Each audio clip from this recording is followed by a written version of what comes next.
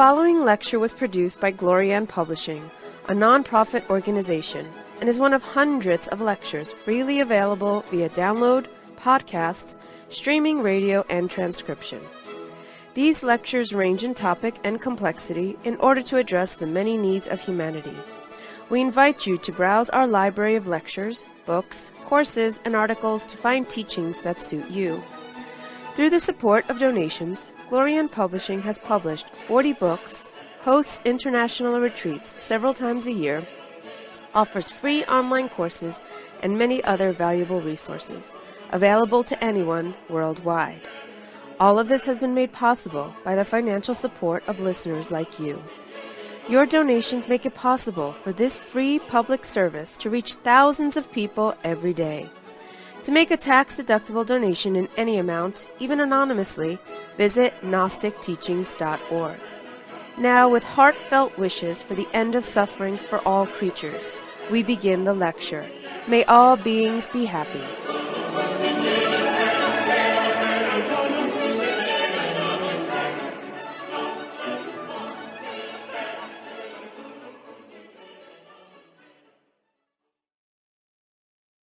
The Garden of Eden, Part 3. As you remember, we were explaining in detail about the symbols which are related with the Garden of Eden.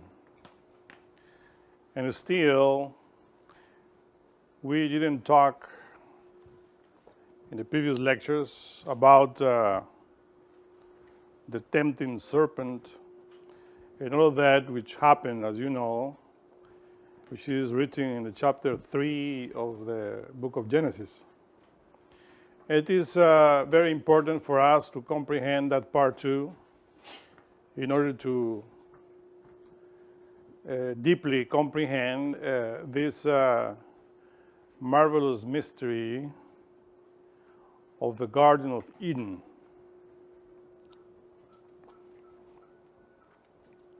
The Garden of Eden is, as we stated, the physical body together with the vital body,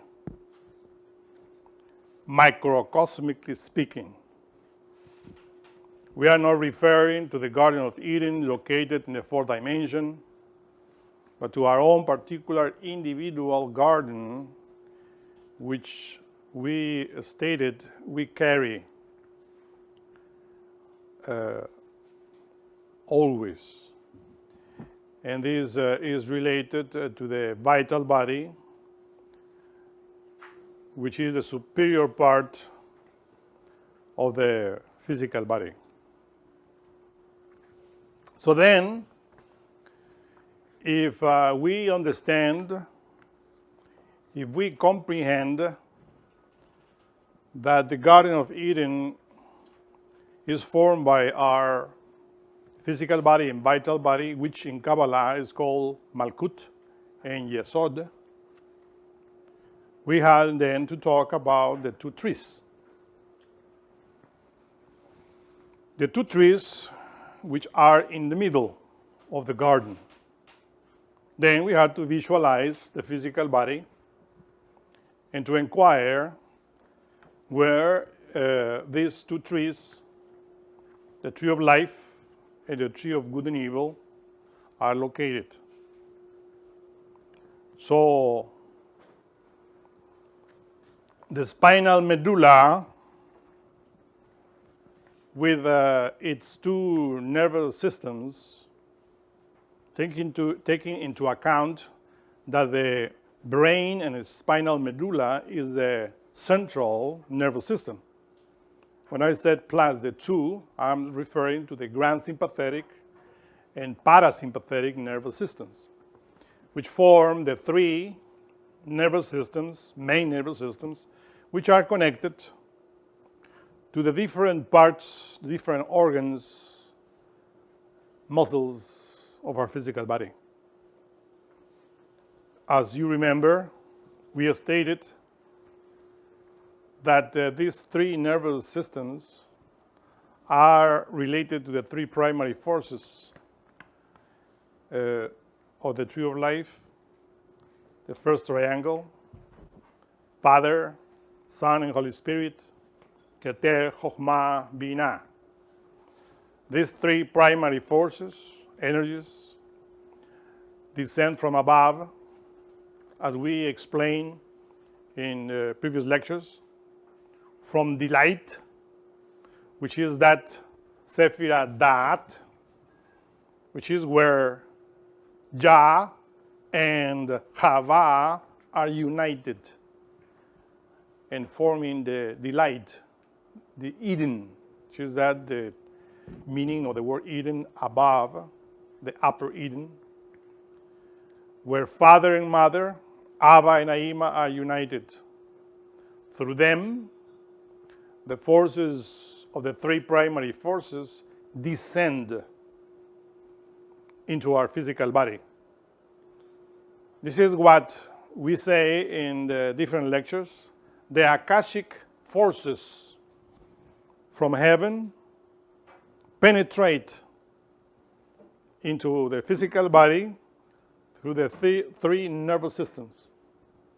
And this is how God nourishes the physical body. This is how Christ, in other words, enters into the physical body in order to nourish the vital body, physical body, through the tree of life. This tree of life is the spinal medulla and its nervous systems. This is what we have to comprehend and understand. And the soul is placed in the middle of this garden, as you remember. And we explained that the soul is Tifereth, the human soul. We are souls, part of that Tifereth, which is called in Kabbalah beauty, Tifereth. Part of it, which is the embryo of soul, the consciousness, the essence, is what is in the middle of this garden. This is how you explain and how you understand that God places the soul in the middle of the garden. This God that we are talking here is that Ruach Elohim, which is translated as the Spirit of God, or the Spirit of the Elohim, in other words. We explained in other lectures that this Spirit of the Elohim, this individual, particular Spirit that each one of us has inside, is our Father. This Father is what in Kabbalah is called Chesed, which means mercy. This Chesed or mercy is the Ruach Elohim, as you see, that in the beginning was hovering upon the face of the waters, according to the book of Genesis. So this is our own particular spirit. But this particular spirit is a child, is a son of the three primary forces through the light, which is the upper Eden. And that's why when we talk about the Son of God in our own particular individuality, that is our own spirit, the Son of the Elohim. And that Son of the Elohim is what descends into the physical body in order to create. Is hovering in the waters, sexual waters of Yesod, in order to create our physical body. And then after that, he sends his son, his child, which is the human soul, which in this case is ourselves. We are part of that human soul, which is called the embryo, the essence, the consciousness. And of course, as we explained in the previous lecture, in the beginning, when God is planting this garden, He is doing it in the womb of our mother. So in this case, the womb of our mother is that Eden, where the Holy Spirit is creating another Garden of Eden that will be our physical body, together with a vital body, in order for us to keep it, to maintain that garden, and to take advantage of it. That's why, after 9 months, when the physical body is done, is created, the Garden of Eden is already made. But, as you remember, the Bible explains that these are the generations of the heavens and of the earth. This is what I'm explaining here, the generations, the creation of the heavens and the earth. The heavens, in this case, is the upper Eden, the light, and the earth, the lower Eden, which is translated as pleasure. This lower Eden is a physical body that is being created in the womb of our mother, thanks to the river that descends from above, from the light, upper Eden, which is the action of the three primary forces in the womb of our mother. So then the three primary forces placed in the physical body in the womb of our mother are creating another Garden of Eden, which is our physicality. And little by little, is developing and is coming out of the womb of our mother after 9 months. And this is how you explain the verse, these are the generations of the heavens and the earth when they were created, in a day when Yahweh Elohim, which is Father, Mother in heaven, made the earth and the heavens. And after that it says, and every plant of the field before it was in the earth, and every herb of the field before it grew. For Jehovah had not caused it to rain upon the earth, and there was not a man to till the ground. In other words, when the newborn is coming out, still those elements that God gave us in order to become cosmos human are in potentiality in our physical body, as you know. The physical body and the vital body contain the archetypes that we need in order to develop the man within. So that's why it says that there was not a man to till the ground, because only the soul is within the body. As we are right now, of course, you see a newborn baby. That newborn physical body is that beautiful Garden of Eden in symbology. The part of that human soul, that part of Tifereth, is within the body. So still there is not a man there. It's just a part, an embryo of soul that could become a man if, when he's mature, when the physical body reaches maturity, which is about 21 years old, that soul receives the clues of the mysteries of Eden, and then starts working with his physicality and vitality and creating within himself, or developing, we will say, all of those elements which in the verse 5 of the chapter 2 in the book of Genesis states, every plant of the field before it was in the earth, and every herb of the field before it grew. For Jehovah Elohim didn't cause to rain upon the earth.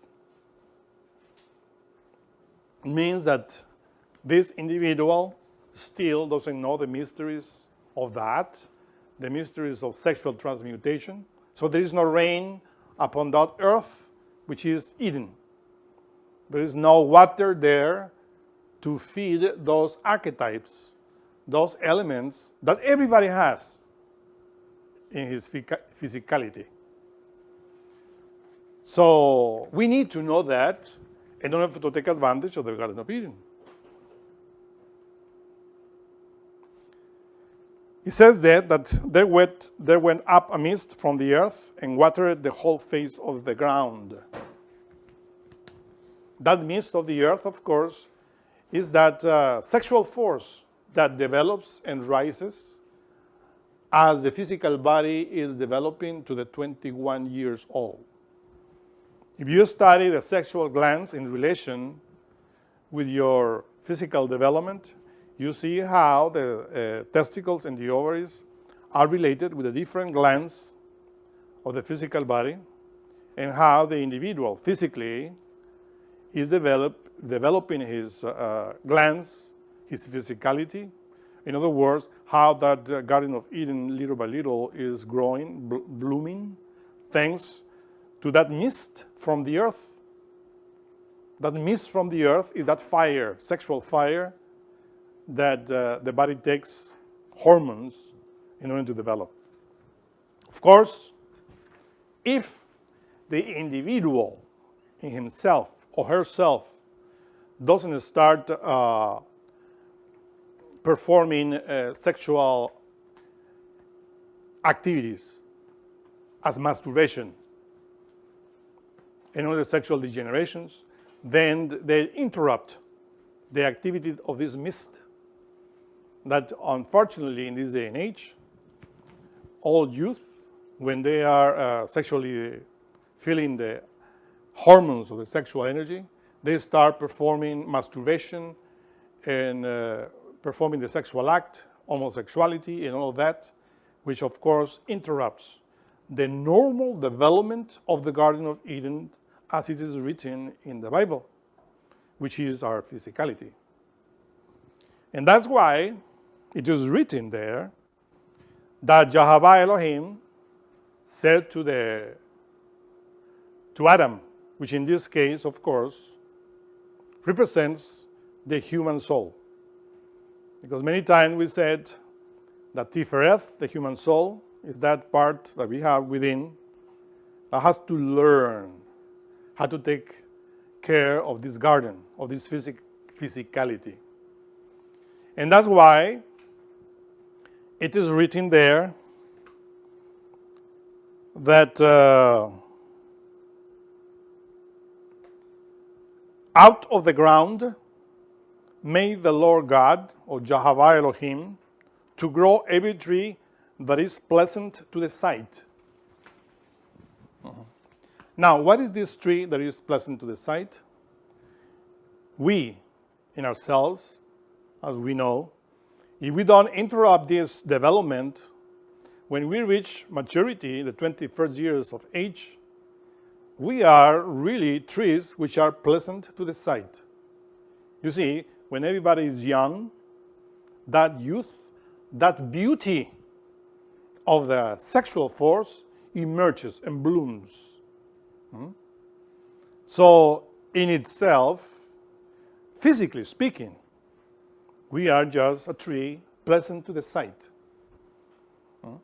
Because then that tree pleasant to the sight has all the forces of the tree of life, which is the spinal medulla and the three nervous systems, and activity. All the hormones, all the forces of the three primary forces are expressing themselves through the physical body.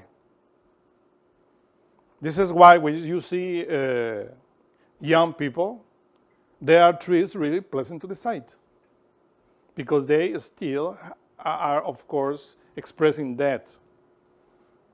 I repeat, it's very rare in this day and age to see these young people pleasant to the sight, because unfortunately, now they learn from young age how to extract that beauty of the physical body, which is the sexual hormones, through masturbation and through many other sexual vices that are very popular in this day and age.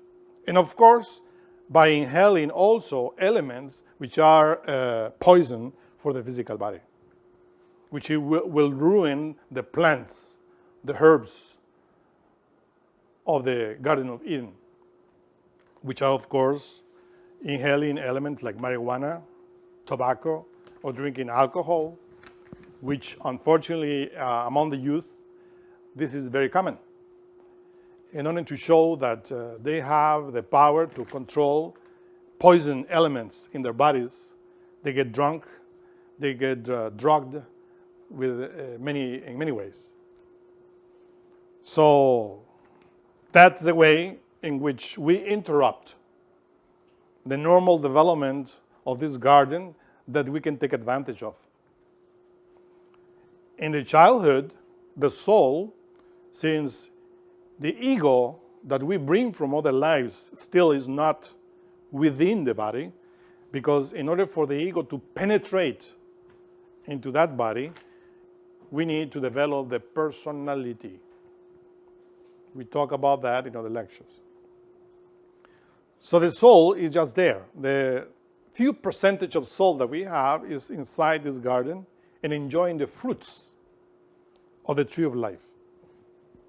In other words, Christ, the three primary forces, the Akashic energy that descends from above and penetrates into the physical body, is giving a lot of fruits.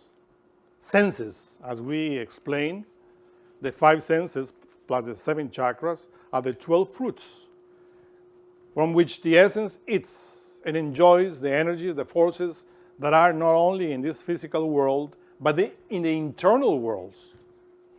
And this is how the soul enjoys of the fruits of the tree of life. Unfortunately, little by little, the devil penetrates in the Garden of Eden. And this is precisely here the point, and we have to understand. Fundamentalists always place the Garden of Eden, of course, in the past. They did not realize that they carry themselves because it's their physical body. They also blame Satan and Lucifer and many other beings outside of themselves without understanding that this Satan, this devil, also is within them.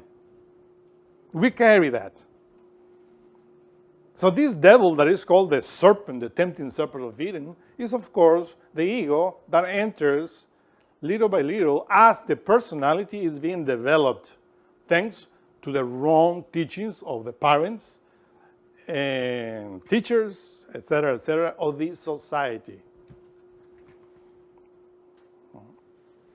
Of course, we have to understand how the ego acts through the Garden of Eden. And we explain that in many lectures, that the 3 brains, which are related to the 3 nervous systems, is how the ego acts and take advantage of the 3 primary forces in order to squander the Christic energy. And he does it, of course, through the tree of knowledge of good and evil. Because the ego appears and is created through the knowledge, the tree of knowledge of good and evil. This tree of knowledge of good and evil, as we explain, are called Adam and Eve in the Bible. Yin Yang, Ida Pingala, Ob and Od, the 2 polarities of the sexual energy that are rooted in the testicles and the ovaries in the woman. So the tree of good and evil, or the 2 polarities, the 2 forces that deal with good and bad, are exactly in the sexual organs.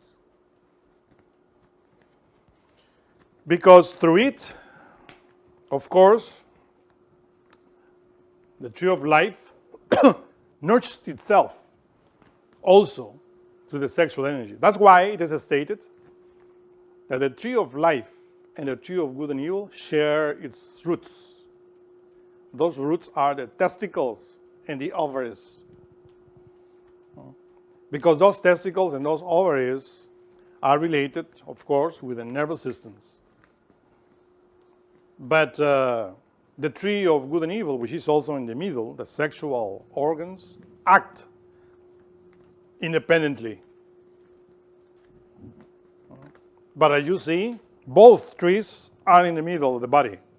The medulla and the sexual organs. Because when you observe the sexual organs, the two testicles, you observe that in the vital body, there are two serpents or two nervous channels that entwined along the tree of life. We stated in other lectures that in the middle of the spinal column, there is another serpent that relates to the tree of life.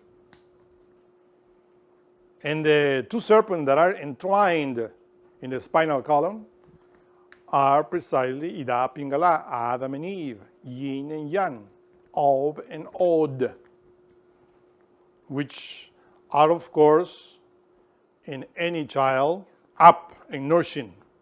The tree of life and the tree of good and evil are acting together. Unless that child begins, as unfortunately in this day and age, many young people, many very young, are already fornicating, means ejaculating the sexual matter out of their bodies. Because the sexual matter that is called semen, whether in the man or in the woman, because there is masculine semen and feminine semen. That essence, that water, is what nourishes the two trees. You know, when you have trees, when you have a plant, you have to take care of those plants every day by watering them, right?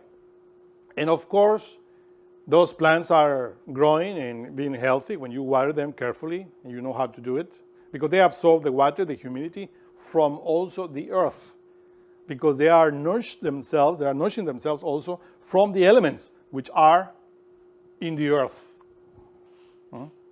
Or, in other words, which are in the garden, right? As we said, this earth, this ground, this garden is our physical body. That's the matter, you see?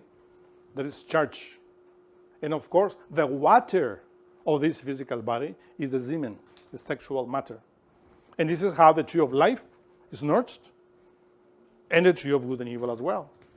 But it's written, from the tree of good and evil, sexual energy, you shall not eat of it, because in the day that you eat from it, you should really die. Of course, it is obvious that if you take your sexual force out of your body will decay, and this is what normally happens with everybody. When they are young, they are sexually potent. Immediately they are squandering the sexual energy. And then the tree of life, which is the medulla and all the nerves, don't receive that strength, and eventually old age appears and the physicality decays. We are not longer trees pleasant to the sight because they are decaying. We are decaying. And we are decaying because we are abusing of the tree of good and evil, which is sexuality. And we are also allowing our ego to extract the energy which we have within, which is, in this case, the devil, Satan, that we have within. Now, of course, this fornication, this spasm or orgasm that is precisely the original sin of the human being, is an activity of animals. If you observe dogs, pigs, horses, etc., you observe that when they perform the sexual act, they reach the orgasm, the spasm. that is normal among the animals. So this fornication is common among the animals. And as you know, we were evolving from the mineral kingdom, from the plant kingdom, into the animal kingdom, and finally into this intellectual animal kingdom, in which we learn that we should not fornicate, and we learn that we should not eat from the tree of good and evil as animals. Because we can enjoy of the fruit of the tree of good and evil if we don't reach the spasm or the orgasm of animals. That's the clue. But unfortunately, as we are still animals, we bring the inheritance of the past through our blood.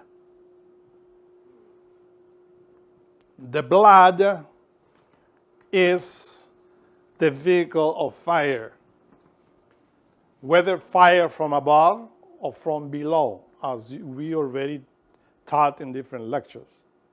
We explained that the blood in the physical organism is created thanks to the activity of the liver, the spleen, and other organs of the digestive system. That blood is created and the evolving instinctual manner. So that blood, that river, enters and it of course brings into the physical body the past inheritance from our animal kingdom. We were irrational animals. Enters there. Because in nature, everything recapitulates. Even though we have human physical bodies, still the blood in the liver and spleen and all the areas of the abdomen are creating that we call venom blood. A venom blood that runs in our veins, that carries the animal inheritance, that relates to what we call the infraconsciousness of nature. The infraconsciousness of nature is related, of course, with those animal aspects that everybody has. And through that is how the serpent enters to tempt Eve. Now, listen carefully. According to the book of Genesis, Adam and Eve were created and placed in the garden. Talking individually, in our physicality, we discovered that the tree of life has two polarities, as you know, good and evil. Adam and Eve, yin and yang, of and of. So Adam is that the Bible called Tob, good part of ourselves, which relates to the brain. And is connected to the testicles, of course. So that Adam, Tob, good, relates to Pingala, to that part of ourselves that develop the brain, understanding all the parts of the head. And that's the serpent related to the solar forces. When we said solar forces, we are referring to the solar forces of Christ. But also the lunar forces are active in our physical body. And the lunar forces are related with procreation, with creation, together with the solar. These are the two polarities, sun and moon. And this lunar polarity is Ida, which the Bible called Hava, Eve, which is the mother of the living. The mother of the living. Mother of life, of course, the one that multiplies. This serpent, Ida, Hava, Eve, Yin, or Ob, Kabbalistically speaking, which is in the left of the spinal column, relates to the other testicle, but also develops the genitalia in any sex, whether it's feminine or it's masculine. So you find here that Hava, Eve, relates to the left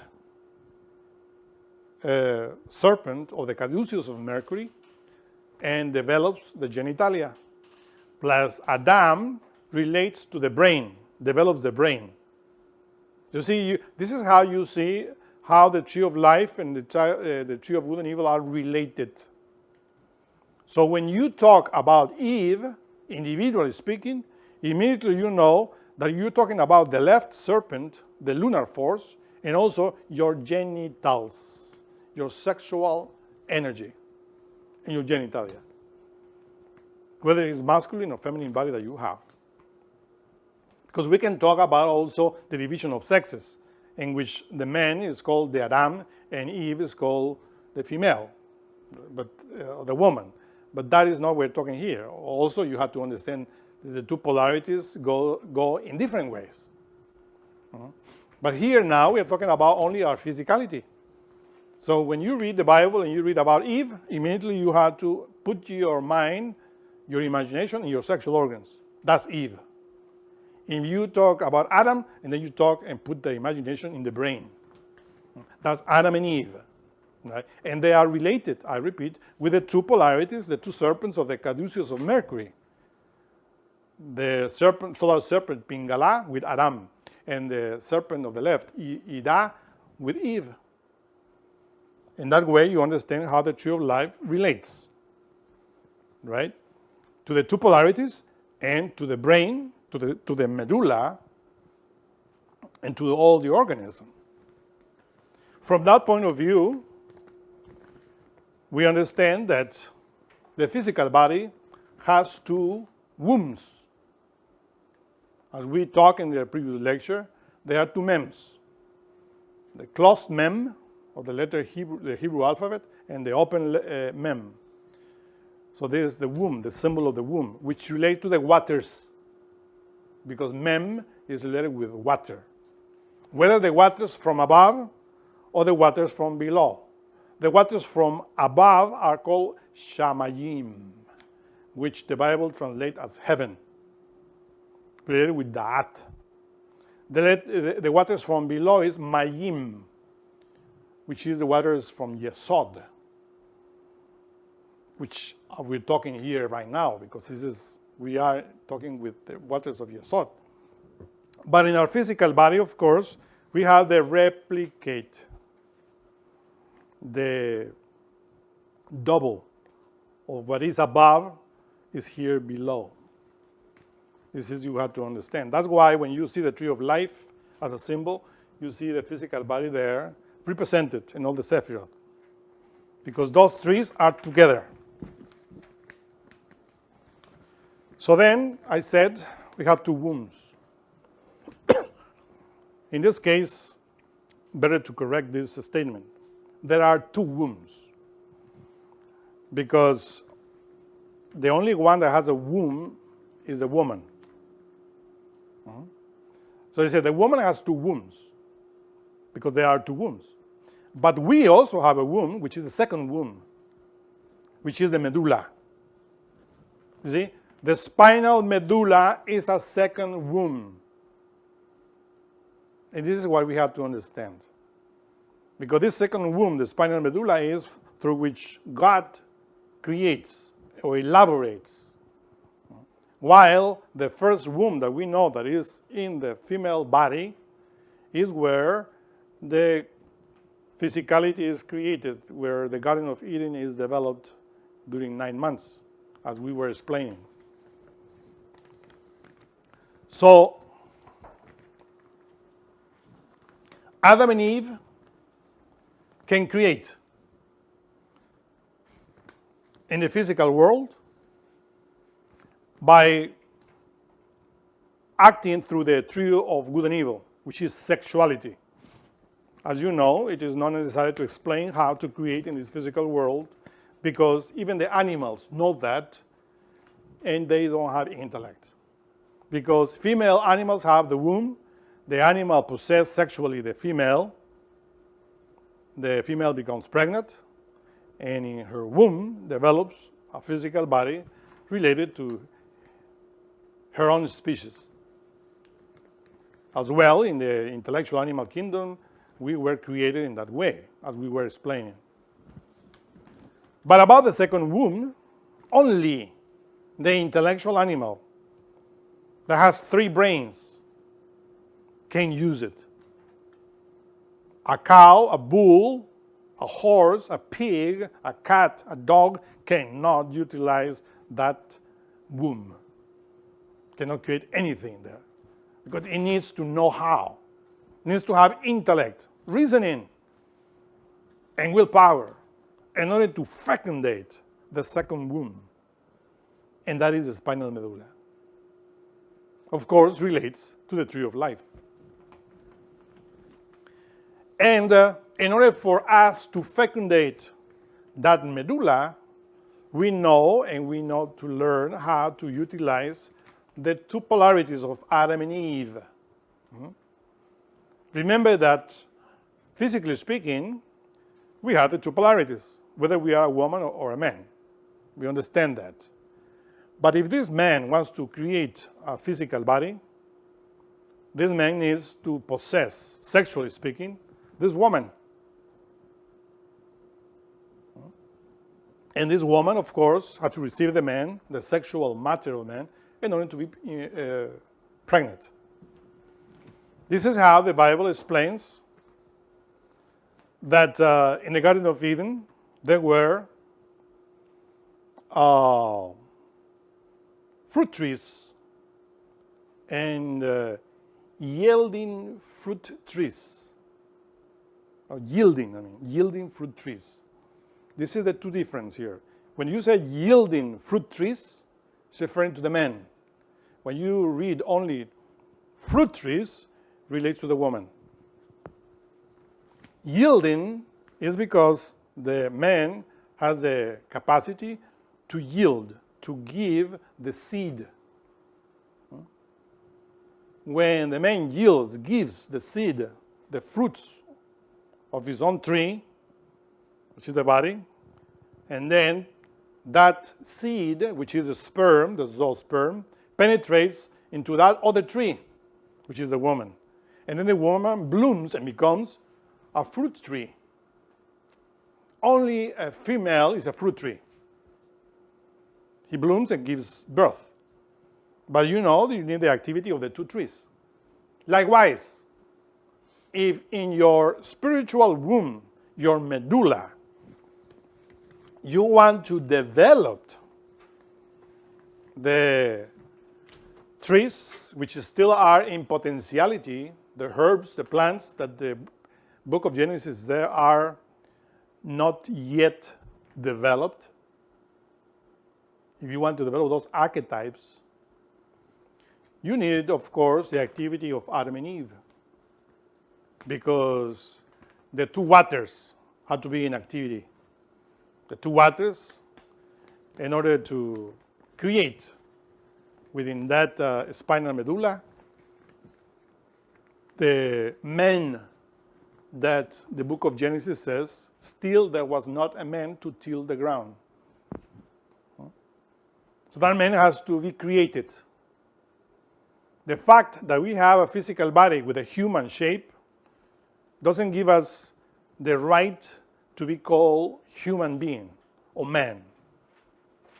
The soul, which we have within, has the duty of developing all of those archetypes, all of those elements in the physical body, and to create within that Adam that the Bible talks about, that man that we need to be created, that has to till the ground, and that has to name the animals, and that is the king of nature. As you see, the physical body is a replica of the whole cosmos, of the whole nature. if you are not a king of your own particular nature, of your own particular earth, your own particular garden, how are you going to be a king of the universe? You have to perform that within, because which is inside reflects in the outside. The interior is the reflection of the exterior, and the exterior the reflection of the interior. So to call these people in this day and age human beings is a joke of a very bad taste, because they don't control their own Garden of Eden. They had to control it, had to develop those elements, those archetypes within themselves in order for the man to exist and to till the ground. Well, but for that, we had to defeat the tempting serpent of Eden that enters into the physical body through the blood. That tempting serpent comes from the past, through the physicality, through the infraconsciousness of nature, and tempt us to perform the sexual act as animals, because we still are animals. But we receive the commandments. Now we read with our intellect, because a horse cannot read the Bible or any other sacred book. A cat also cannot. But we can. And we see there the commandments, the rules, and only how to become a human being. And it states there, you shall not eat from the tree of good and evil. And we are explaining it here. Of course, it's written in clue, in order for those that develop understanding can understand how to do. Because you have to reach a certain level in order to develop that within. And then that's how you understand that it's written in the Bible. Now the serpent was more subtle than any beast of the field which Jehovah Elohim had made. You see, had those Jehovah Elohim made that serpent? Well, in the animal kingdom, that serpent is active. It's the instinctual animal activity, the sexual instinct, and acts in any animal. And of course, a brute animal that has no reasoning fornicates, reaches the orgasm, this spasm. So when we receive this physicality, this human physicality, that serpent enters through the blood, and that's why it says it's more subtle than any beast of the field, of the physical body, obviously. And he said unto the woman, you see, it doesn't say unto the brain. Remember that when we said woman is below and man is above, brain. Because the woman, if you see, even in physically speaking, the woman is the one that creates. After receiving the seed of the man, the woman takes 9 months in order to create a body. So in reality, the woman that has more responsibility in the creation than the man. And the proof is 9 months. So then, that's why the serpent is tempting the woman. But in this case, it's not the female body that is tempting. It's the sexual organ, which is precisely Eve. Because the sexual organ, whether in the man or in the woman, is the giver of life, or mother of the living. This is what you have to understand. It's the mother of the living. So then, the serpent tempts the sexual organ, because there is where you find the hormones. When you develop physically, you start sensing your hormones in your sexual organ. And you want answers. John goes to his parents, brothers, sisters, friends, teachers, to ask for answers. What is going on with my body? All of a sudden, I'm a boy, but I'm now having a very low voice. My throat is changing. And I learned in Kabbalah that my throat is related with that. Because if you see the tree of life, you see that the three primary forces of the first triangle are related with the head.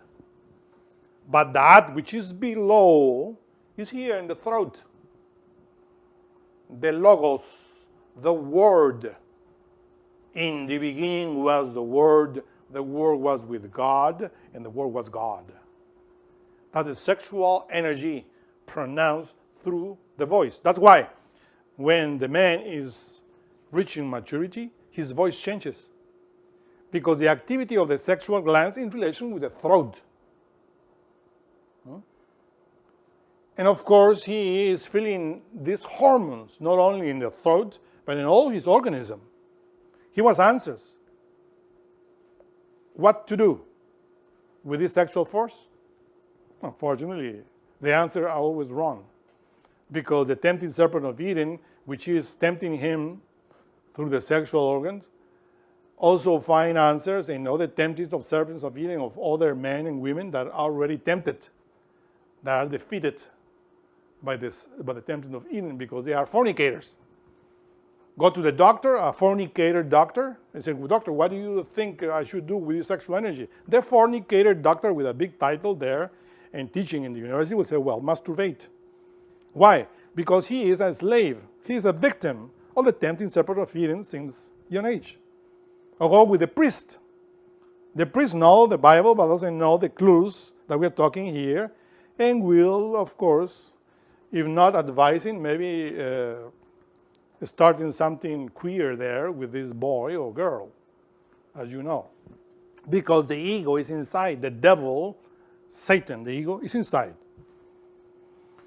Because this ego that we have goes and works through that blood that comes from the past in our organism. We want to defeat the devil, Satan, then we have to start not nurturing it through the activities of the physical body, which is animal activities, which act to the sexual organs. That's the beginning, because that's the very beginning of the animal force. Then, of course, that is what we call the beast, of what the book of Revelation called the beast. He's 166. Everything is, of course, a mystery. So then, the serpent says unto the woman, Yea, hath God said, Ye shall not eat of every tree of the garden?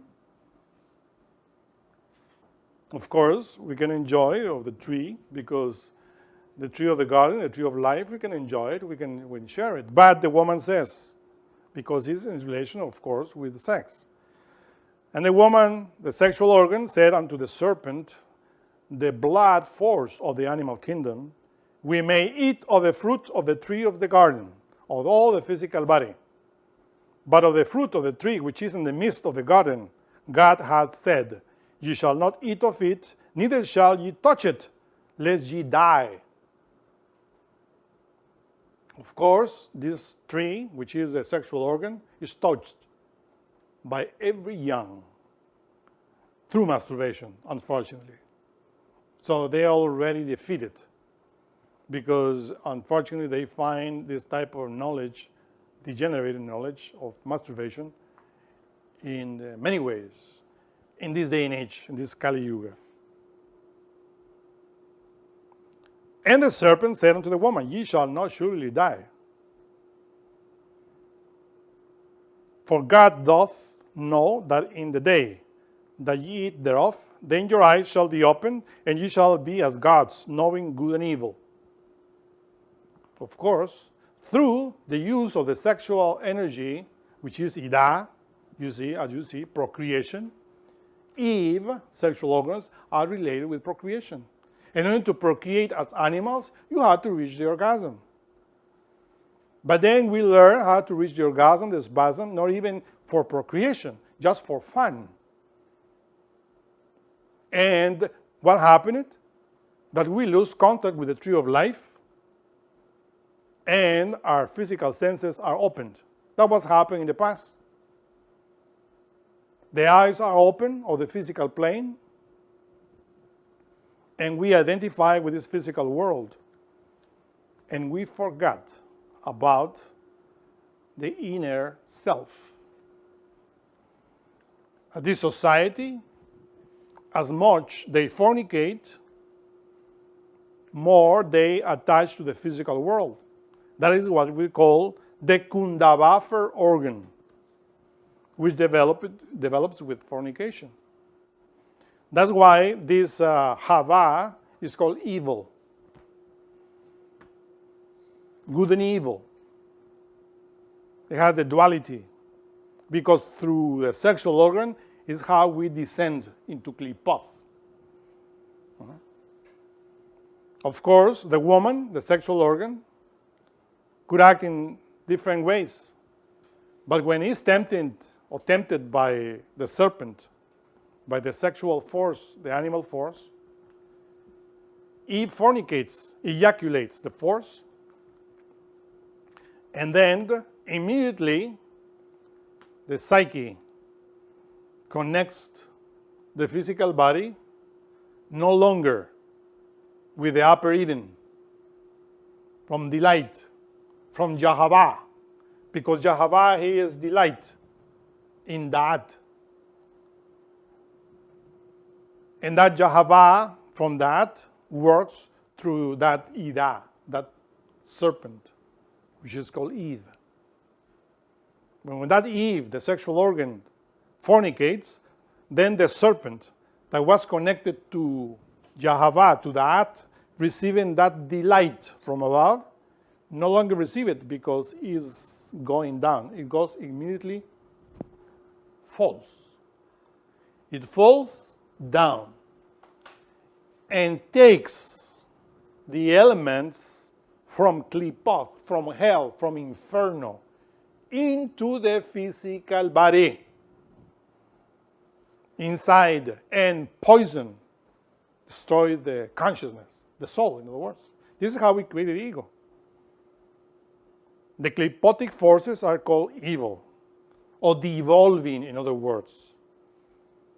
The devolving forces of Klipoth are connected to us through Ida, through our sexual organs. That's why Master Samael Aumeur came and taught sexual magic. In order to cut that connection, as long we are fornicating, as long we are reaching the orgasm and spasm, we are connected through the sexual organs, through Ida, Eve, Hava, Ov, down, and receiving all the negative devolving forces that so many centuries we are receiving and knowing good and evil. Evil is Klipoth, good, Tob. As the Bible said, Tob is related with the tree of life. Remember very well that in the beginning, the book of Genesis says that when God created, in the beginning it says, let there be light, and there was light.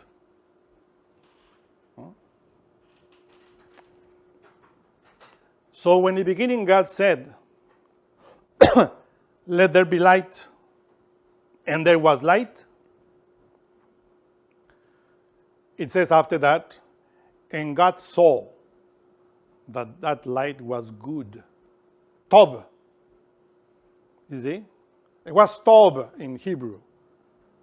And he continued narrating the 7 days of Genesis, and it was good, and it was good every day, except the second, because the second is related with the vital body, with Yesod. In the second day, God doesn't say it is good. Why? Because Yesod is precisely the tree of good and evil. It depends how you use it. You see? The second day, Yesod, doesn't say it is good. But the third day is good. The fourth is good. The fifth is good. And the sixth is very good. Tob is the word in Hebrew. Of course, it's in relation with the Adam, with the creation of Adam, with Pingala, with the solar force. The solar creation. That's why we state we have to create solar bodies. Solar bodies are in relation with the solar forces of Pingala, in which the primary forces of the brain act through us in the second womb, which is the medulla. But Eve likes to create in the first womb. Everybody in this world has to have children.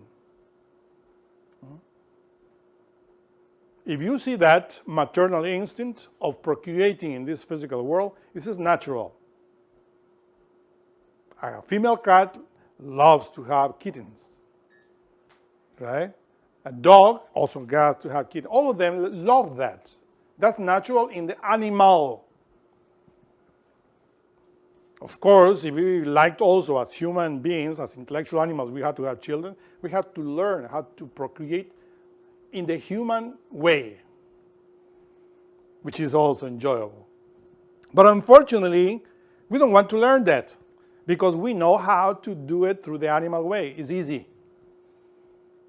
Yes, the horses multiply. If the cats multiply in the way, why not us, right? Since we are animals. Of course, this is how the humanity multiplies, through the animal way. And because that maternal instinct in the female is very strong. The woman wants to have a child. She doesn't care if it's through the animal way or to the spiritual way. She just loves to be pregnant. Because this is nature. And we understand that. But, of course, both the couple has to learn how to procreate in a human way. And this is precisely what we teach. If we want to disconnect our psyche from the animal level and from klipath, because the tempting serpent that acts in our blood connects us all the time through klipath. We are always tempted. The sexual act, of course, is pleasure. But we have to know how to transmute the sexual matter in order to fecundate the second womb, which is the medulla.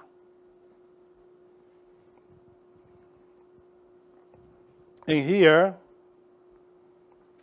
that's why it is written that, and when the woman saw that the tree was good for food, and that it was pleasant to the eyes, and tree to be desired to make one wise, she took of the fruit thereof, and did eat, and gave also unto her husband with her, and he did eat. Obviously, when Eve, the sexual organ, fornicates, those elements that are attracted by Ida into the physical body goes up to the brain and infects Adam. And that sensation of the orgasm that you feel as animal in the sexual act is transmitted to the brain. And the brain receives the information of that sensation, that pleasure, and Adam's like this, of course. But Eve is the first one that eats it, you see? First the organs, and transmit that to the brain, and Adam says, oh, this is good, pleasurable. And then their eyes are open, unfortunately, from evil, because the good is already disconnected to them. And they start creating in evil. And what that creation of evil is, from klipath, is called ego. It's called lust. It's called anger. It's called greed, pride, laziness, gluttony, envy, etc., etc., etc. Those are the fruits of klipath, of the orgasm. No longer the human person, the intellectual animal, creates a man to till the ground of the Garden of Eden, which is the son. But he starts creating Cain. Still, Cain, of course, develops from the ground elements that God don't like at all. That's why Cain, which is the outcome of fornication, brings to God an offering. Here I'm offering you from klipath, from the ground, from the earth, from down the earth, this. And God is displeased with it. Because God is goodness. Once God wants to create within us the man to till the ground. But when Eve falls into the temptation of the serpent, the animal instinct, we develop, of course, evil entities. This is how it is explained in the in mythology. You remember when the man was created by Prometheus, Pandora was sent by the gods. In this case, that Pandora of the Greeks is Eve, in other words, the same thing, the sexual organs. And Pandora opens that box, and all the evil things comes into the world. This world is our own psyche, our own physicality. This is it. This is how it enters. We blame also the government for the evil things that are happening in this society. We blame everybody. Meanwhile, those evil things, we always open it every day through our actions, especially with the sexual actions inside of us. That's the ego, the creation of the spasm and the orgasm. Animal elements that we have within that we strengthen. In the level at which we are, we shouldn't do it, because then we enter into devolution, because we, the intellectual animals, are on the top of evolution. When we do that, and then we start devolution. We no longer go up, we devolve.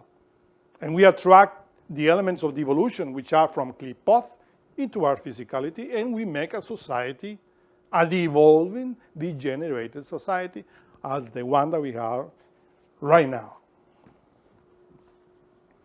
So that is because everybody is tempted when the body is young, and usually we fall into temptation. Even if we believe in Jesus with all our heart, we fall into temptation. Even if we sing to Jesus, we fall into temptation. Jesus, of course, is that part of ourselves in our heart that connects us to the delight, to Jehovah, to the upper Garden of Eden. But unfortunately, we are connected not even to the earth, but to Klipath, to the infernos. And we have right now the creation of that Satan, that devil within, which is very great, very gross. And unfortunately, that is our situation. That's why it is written, and the eyes of them were opened, and they knew that they were naked. They were naked because no longer the good of God were in them. Before they were nourished with the tree of life. Now, when they fornicated, their eyes were opened, and they became naked. Without knowledge of the superior. And they sewed fig leaves together and made them aprons. See, the leaves of the fig tree, as we explained, the fig tree is related with the sexual feminine forces. That's why in the Bible, in the Gospel, you find that Jesus of Nazareth condemned or damned a fig tree because it was asking for figs, but the tree was dried. I mean, this is sexual organs. This is what you have to understand. The fig tree symbolizes the sexual organs, the feminine forces. That's why Adam and Eve, when they did this, they started protecting themselves with fig trees, because the leaves of the fig tree are the one that give shade. Shade, which means klipoth. So they were covering, of course, their sex with klipothic forces, of fornication, because the fig tree was used in the wrong way. And this is how we cover our shame before God. We, in this physical world, look for titles, look for this, look for that, in order to have success in this physical world in order to hide our shame of nakedness. Before, the sexual organs were acting in the right way. We were transmuting the sexual force, but now that we've sinned, we cover them with fig trees, with the shades, in other words, of klipoth, or the forces of hell, inferno. And they heard the voice of Jehovah walking in the garden. Of course, still you feel that in your physical body is a force of God. When you are, as a human soul in the garden, you feel the life. Because it's still the body is with life. God is within the physical body. In the cool of the day, and Adam and his wife hid themselves from the presence of Jehovah among the trees of the garden. Well, you see the trees of the garden, I mean all the elements that we have in the physical body. And Jehovah called unto Adam and said unto him, you see, your own reason, where art thou? And he said, I heard the voice in the garden, and I was afraid, because I was naked, and I hid myself. And he said, who told thee that thou wast naked? Hast thou eaten the tree whereof I commanded thee that thou shouldest not eat? It's obvious that God within knows if the soul is afraid, if his own energy is no longer with the soul is afraid because God is not with him or with it. And who told you that? To do that? And it says, the man said, the brain. The brain says, in this case, you see, the brain says, the woman whom thou gavest to be with me, she gave me of the tree, and I did eat. Or it says, well, the sexual organs that you put in my body show me how to eat, and I did eat. You see, the brain and the sexual force. Obviously, that happens because the sexes were divided, because of the division of sexes. And the Lord God said unto the woman, unto the sexual organ, what is this that thou hast done? Did you fornicate it? Did you ejaculate it, the water? And the woman said, well, the blood that came through the liver, whatever, the serpent beguiled me, and I did eat. This is precisely the excuse that all of us have. Well, you know, I feel desire inside my body, and I don't know what to do, and so I masturbated, I fornicated, I just spilled the force. And the brain, of course, is the one that receives the effects. And God is in the brain, the three atoms, and realizes that. What's going on in this garden? The atom of the Holy Spirit, the atom of the Father, and the atom of the Son, which are in the pituitary gland and the pineal gland and in the magnetic center of the root of the nose, in the brain, realizes that, and that's why it says, Adam, what's going on with you in the brain? You are no longer wise. And says, well, the sexual force down there, my sexual organs, somehow throw me something from below, and I'm dumb. I'm afraid. And then goes into the sexual organ. Oh, well, so you fornicated. You infected the brain. Because the serpent beguiled you. And the Lord God said unto the serpent, because thou hast done this, thou art cursed above all the cattle, and above every beast of the field. Upon the belly shalt thou go, and dust shalt thou eat all the days of thy life. This is what we're doing. The sexual force, because acting in that way, we go down into klipoth, and we are just gathering into the mud of the earth. we are receiving through the sexual action of the serpent, of fornication, all of this.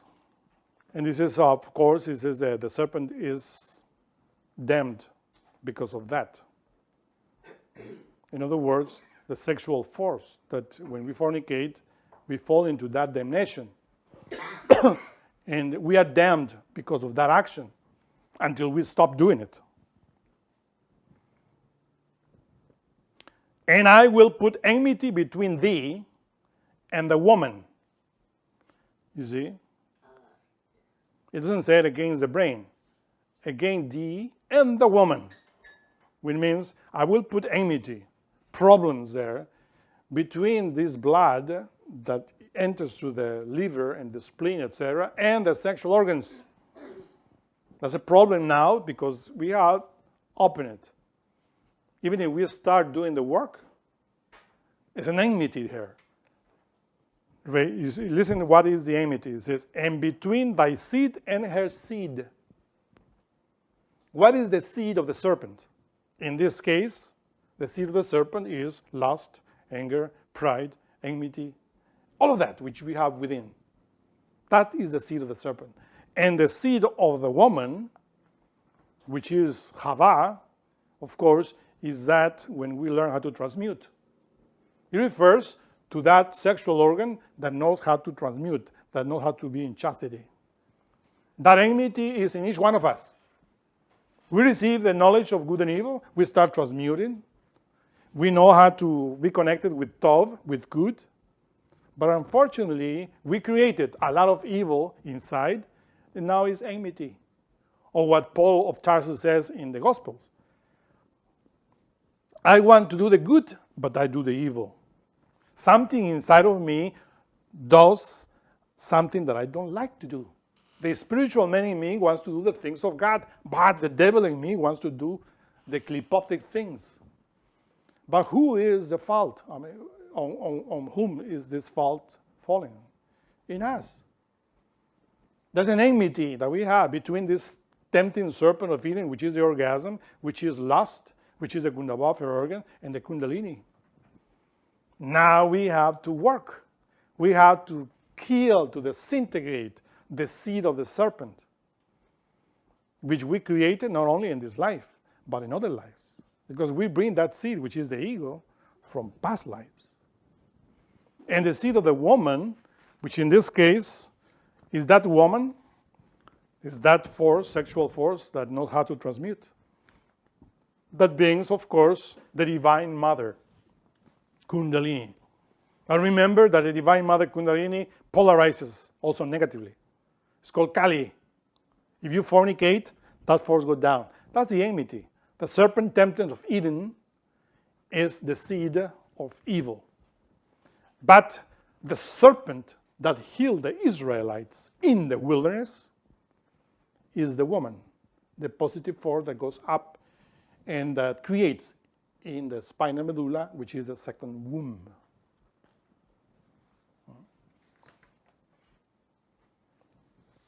And of course, unto the woman he said, in this case, this damnation comes into the female body. But also the man sometimes receives the male organ, the male. It says, I will greatly multiply thy sorrow and thy conception. In sorrow thou shalt bring forth children, and thy desire shall be to thy husband, and he shall rule over thee. If you follow that, Adam rule the sexual organs, should rule. When you receive the knowledge, then the brain start controlling the sex. Because when Eve controls Adam, there's lust. So of course, when you start, creating children inside within you spiritually, with pain you create it. Because there is a lot of lust, a lot of sins within you that you have to defeat, which comes from your own chava, your own sexual feminine organ, your sexual organ. And of course, Adam must control the sex, should rule over you. And that's precisely what we want, to rule over Hava. When you utilize, when we comprehend the knowledge, that. And also, because if you translate this literally, you might say, oh, well, the man has to rule the woman in home, right, in the couples. But if you see reality in any couple, in any part of the world, the man doesn't control the woman. It's the woman that controls the man, always. It's always like that. And if the man says, no, I want to put my foot down there and I want to control her, be frank, you cannot do it. Control yourself first. Because this is how, if you control your own Hava, then you control your own wife. But if you don't control your own wife, your own Hava, your own sexual organ here, how are you going to control the feminine force that has more strength? Because the feminine body has more strength because it attracts more the force of the cosmos. The feminine body is passive. Even though we physically are more strong, but really, the internal psyche of the woman is stronger than of the male. But this commandment or this statement here, that desire shall be to thy husband, means that what the brain says is what you have to do. But if you feel the desire in your sexual organ, that means that the blood from the past, from your animal level, is now nourishing there, is tempting you to the sexual organ. If you follow Hava, if you feel Eve and eat of the fruit, when are you going to start commanding your own body? The brain has to do it. Because to the brain, to the knowledge that we learn, is how we control and learn how to transmute the sexual energy. And to the brain he said, which is Adam, because thou hast hearkened unto the voice of thy wife, because thou hast hearkened unto the voice of your sexual organ, and hast eaten of the tree, of which I commanded thee, saying, you shall not eat of it. Cursed is the ground, the physical body, for thy sake. In sorrow shalt thou eat of it in all the days of your life. Etc., etc. And of course, after that happened, when the brain follows the sin of Adam and Eve,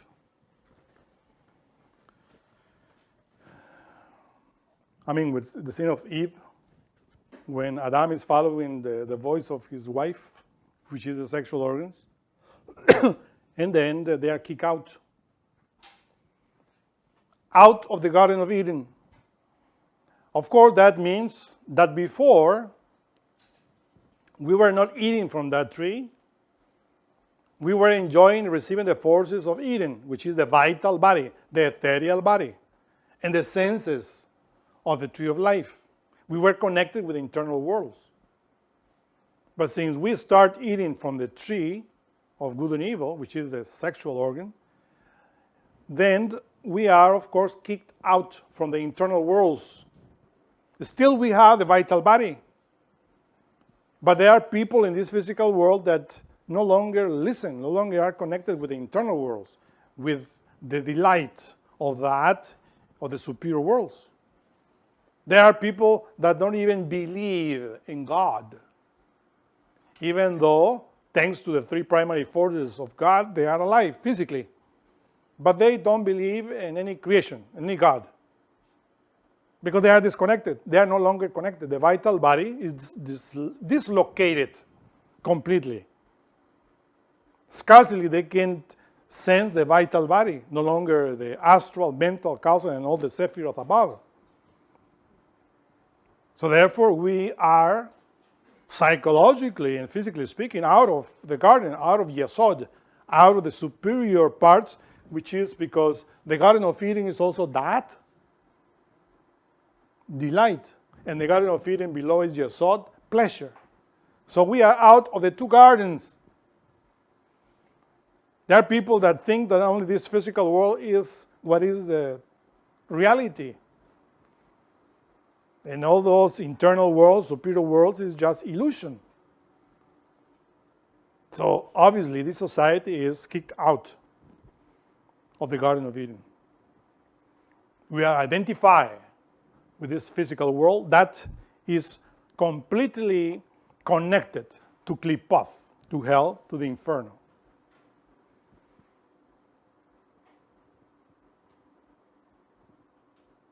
This is how we are kicked out.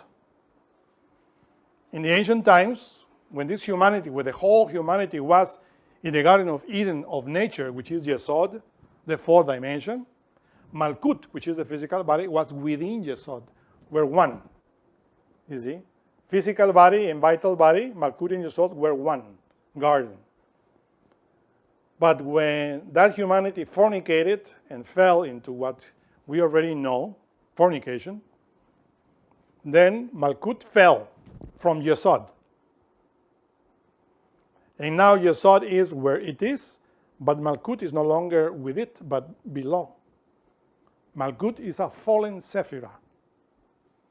The whole planet is fallen. Our physical body is fallen. What we have to do is now to connect that physicality to Yesod, to the Garden of Eden, which is pleasure, by knowing how to transmute our sexual energy. Little by little, the physical body will reconnect. But for that, we have to disconnect, you see, the Ida, Hava, serpent that goes to Klipoth, we have to disconnect it. Which is the way to disconnect that? By no longer fornicating. By stopping the fornication, the orgasm, the spasm.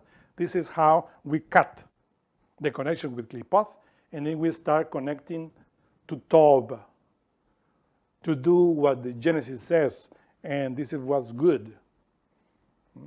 Because we ate, or we have been eaten from the tree of good and evil in evil, long time, centuries, eons. Now we have to stop. Forget about and start eating in the good way in order to reconnect our psyche with Tav, with the good part. And this is how we will return into Eden below in order to reconnect ourselves with Jahava, which is in that Eden above. But for that is a long journey. We have to know how to connect that. And for that, of course, is, as you know, we gave many lectures.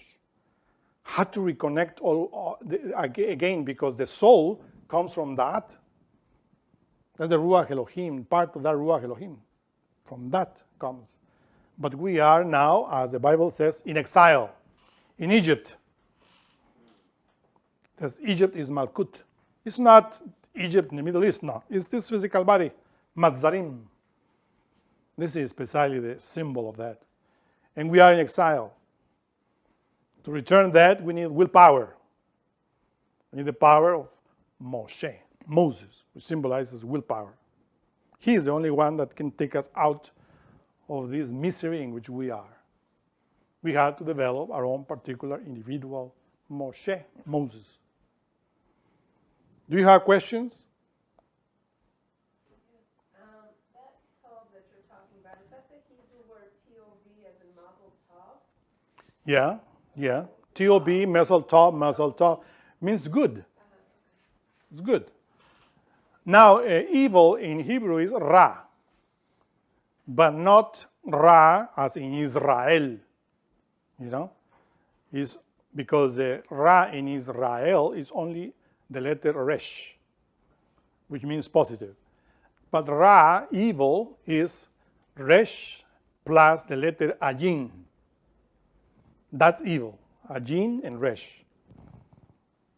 Of that evil that we're talking here. Because, you know, in Hebrew, the pronunciation of the words are very different than in English. So when you said Ra, he could explain evil from klipoth.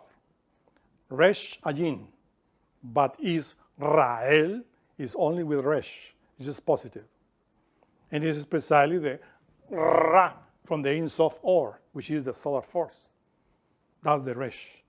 But if you add that ra, the ayin, and then that ra falls into klipoth, and that's evil. Ra in Egyptian is totally different.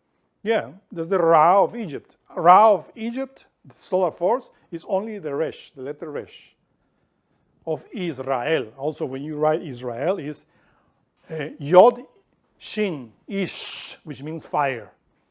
Ra of the solar force, Ishra means the fire of the solar force. El is God.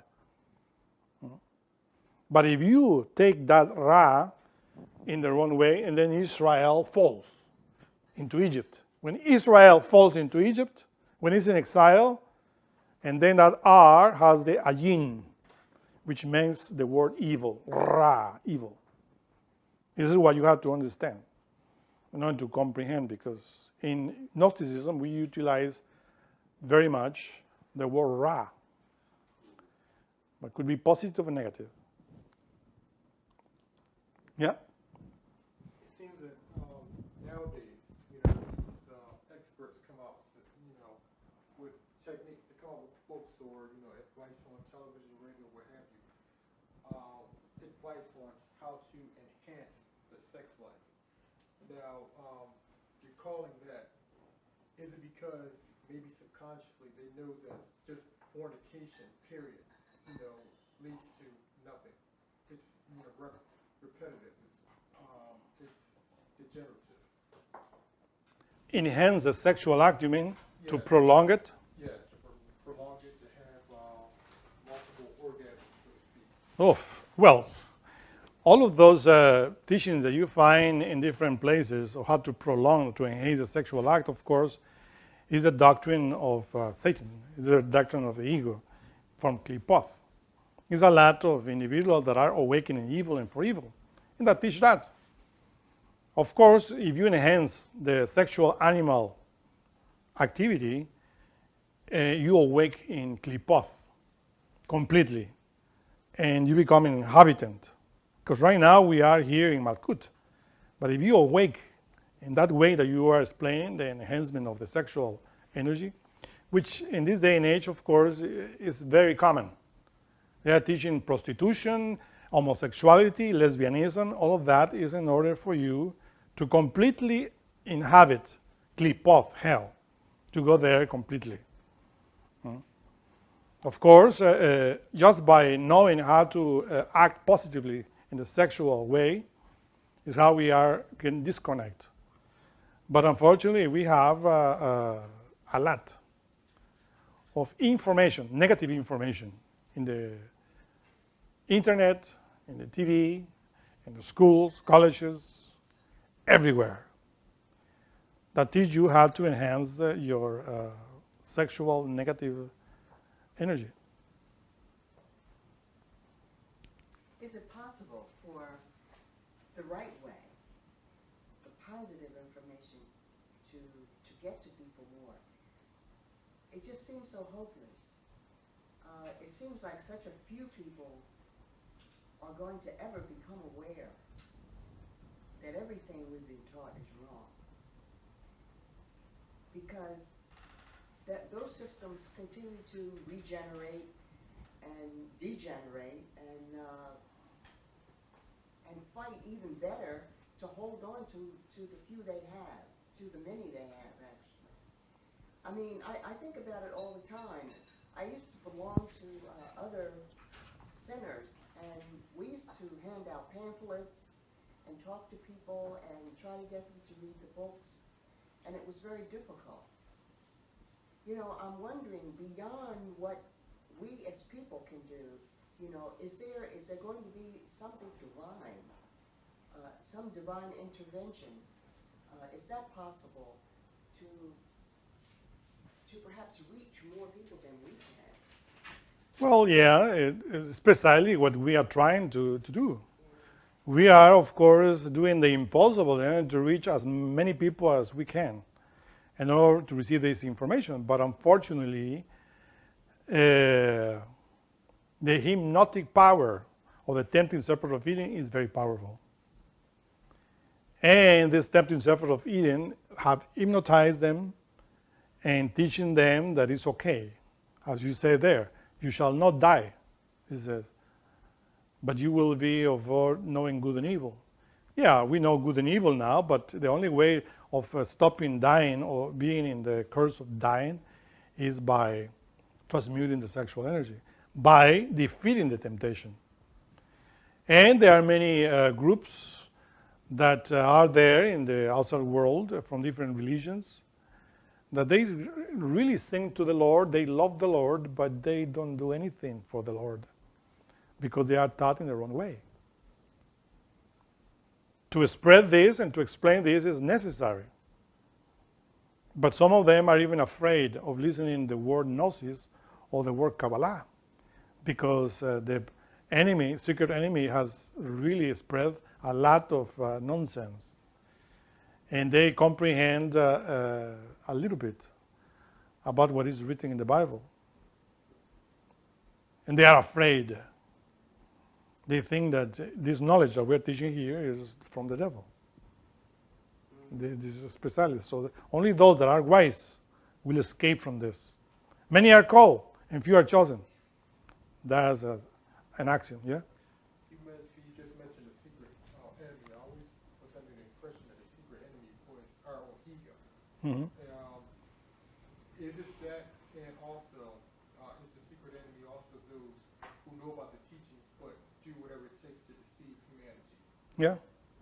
That the secret enemy, of course, are those that decisively are awakening evil in Klipoth. And they are deceiving humanity, and they are working for it. So we had to work against us first and against them after. But really, by working against us is enough, because they connect to every ego of every person in Klipoth through their negative actions. But if we act against our ego, we disconnect from them. Little by little, of course, because we have a lot. Yeah? For all the years that we have been living in fornication, on our rise to the transmutation, have we created forces that are stopping us? Have we ourselves created forces that are going to stop us from that transmutation? Like, say, if if I continue on my work of not doing of not fornicating, will there be forces that I've already created, which I need more work to stop them from getting? Yeah, of course. That's why we have to work with the three factors of the revolution of the consciousness. First factor is to do what we are explaining here, transmutation of the sexual energy, chastity. Second is to disintegrate those elements, which always act. Those elements are there. It's lust in us. That's the devil inside of us. That lust doesn't care about this doctrine. It wants to fornicate. It's an animal element that we have. And it will fight against, that's why it says, I will create an enmity between your seed and the seed of the woman. And especially the seed of the woman in this case is when we learn how to transmute, that's the good seed, right? Which is Christ. But the seed of the serpent is there, which is a lot of psychological, lustful elements that we created. Now we have to defeat them. And for that, we need to comprehend them, to meditate, to analyze, and to disintegrate them. And the one that has the power to do that is the woman, the sexual force, to stand on top of the head. Because the woman was that created that, the sexual organ. So by learning that, little by little, is how that woman will squeeze the head of that serpent, which and his seed. That woman, of course, is our own energy that will rise in the spinal column, the kundalini, the positive seed of God. Because the negative is the serpent, fornication, the tempting serpent. In other words, when we start in this work, we always are before two serpents. The tempting serpent of Eden, that is all the time before us, every time, during the day. and the serpent of bronze that was healing the Israelites in the wilderness, which is the Divine Mother in the spinal column. And that's precisely the great work, the great fight that any initiate has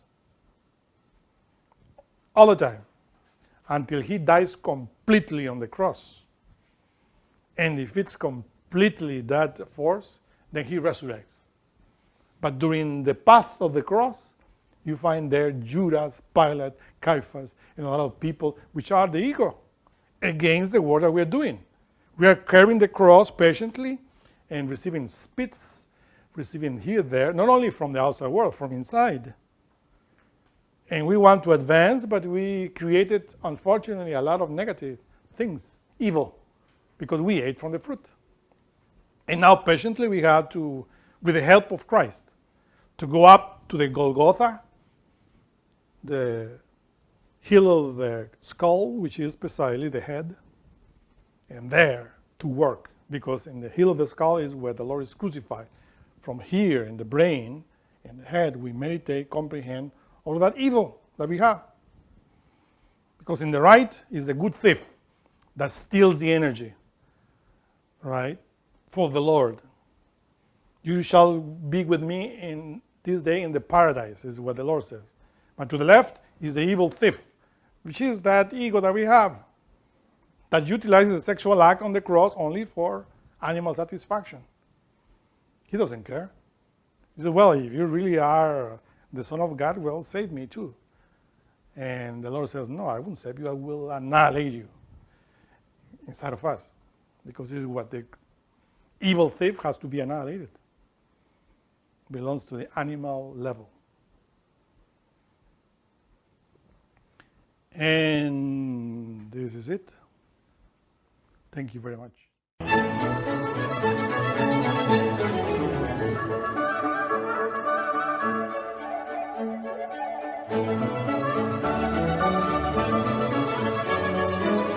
To learn more about what you learned in this lecture, we invite you to explore the books published by Glorian Publishing, available from booksellers worldwide.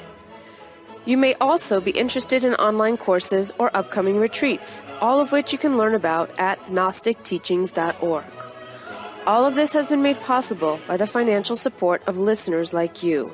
Will you help others to benefit from this knowledge? Most spiritual schools recommend a donation of $10 to $20 per lecture. Every donation helps. Make a donation now at GnosticTeachings.org. Thank you. May all beings be happy.